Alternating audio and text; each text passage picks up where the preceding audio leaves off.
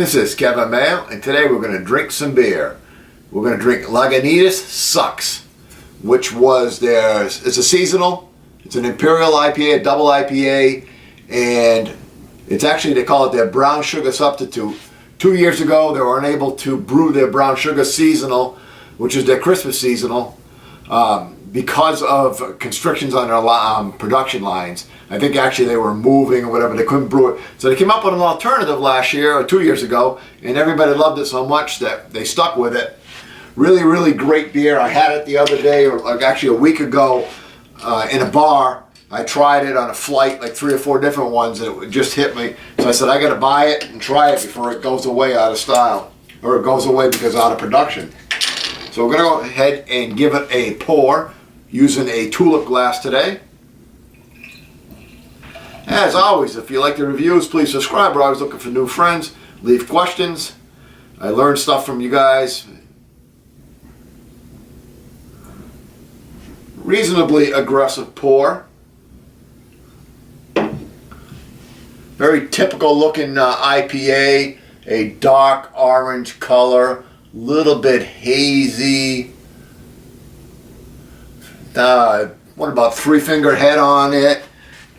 Slightly off color on the head, off white on the head.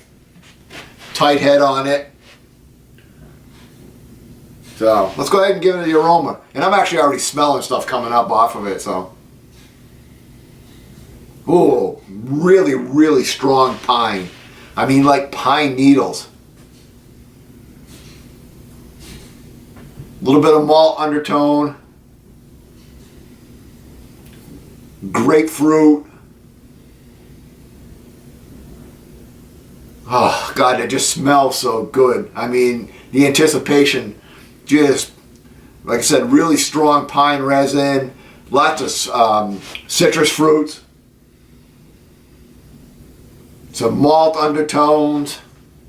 Don't know too much about this beer. I did a quick look up online. They don't really give me what the hops are or the malt or any of that stuff.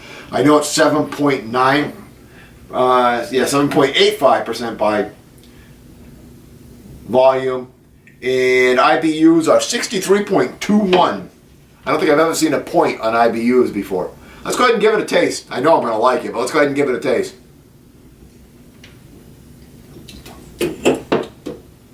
Ah, malty.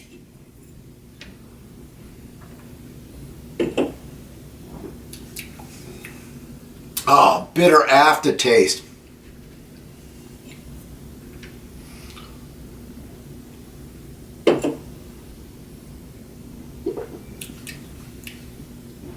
There is a sweetness in there. And I'm guessing, I don't know, I've never had the Brown Shugga. I'm guessing the Brown Shugga was a sweeter beer. And there is definitely a hint of something in between there, between the malt up front and the bitter afterwards. But I don't know, it's not honey, it's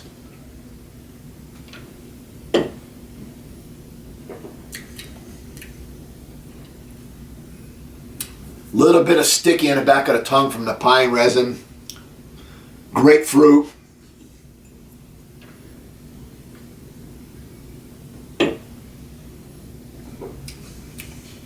Got that astringent mouthfeel, that really sharp mouthfeel.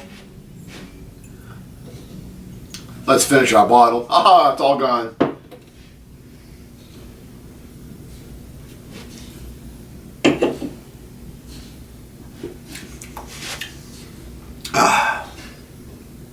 I'm just trying to pick up that last bit of flavor out of it.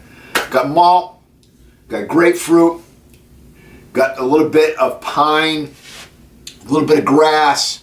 You do get some of that resin on the back of the tongue. Not sticky on the lips like you sometimes get, but on the back of the tongue. It is bitter, but it's not a hot bomb. I mean, you get a little bit of bitterness in the aftertaste, a little lingering bitterness, but it's not that like knock your socks off, so bitter I can't drink it. Extremely well balanced, amazing aromas coming off of it. Just a great, great beer. Matter of fact, I brought 2 of them because when I'm editing this one, I'm going to drink another one. Time to get off. I don't know if it warmed up a little bit. I just got a real shot of like orange in there too, which I hadn't picked up before. So I'm not sure if it's warming up and it's changing, or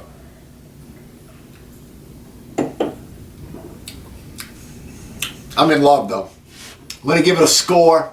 I'm going to give it an 89 out of 100. So well above average. If you figure 50's average, 75's a good beer, 100's the best beer in the world, and I haven't got to 100 yet. This is really right up there, in the top, roughly in the top 10% of the beers in the world. Keep drinking.